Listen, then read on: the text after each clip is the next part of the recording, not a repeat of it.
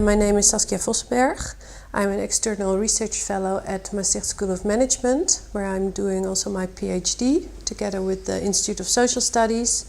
And besides that, I'm running my own business, the Development Factory.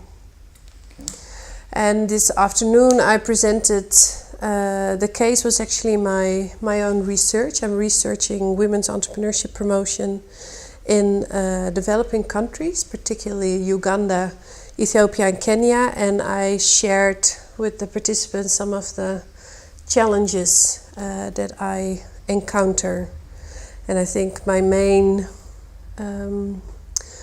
challenge is thinking how we, first of all, generate knowledge and how we engage or use this knowledge to come into transformative practices.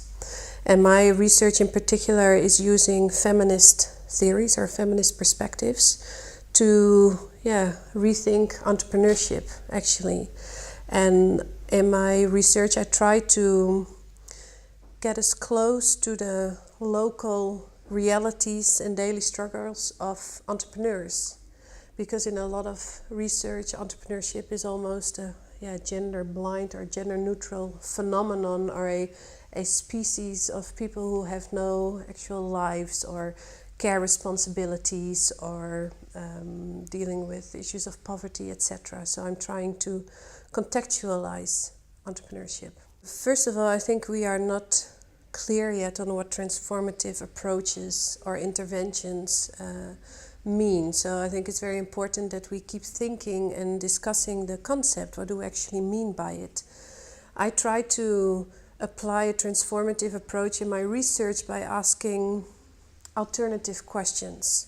I try to go beyond the neoliberal discourse of entrepreneurship as a pathway to economic growth, and I try to ask more, what other outcomes can entrepreneurship have? Can entrepreneurship actually change gender relations? Or how does people's entrepreneurship affect their household or their community or their lives or their neighbors' lives, etc.?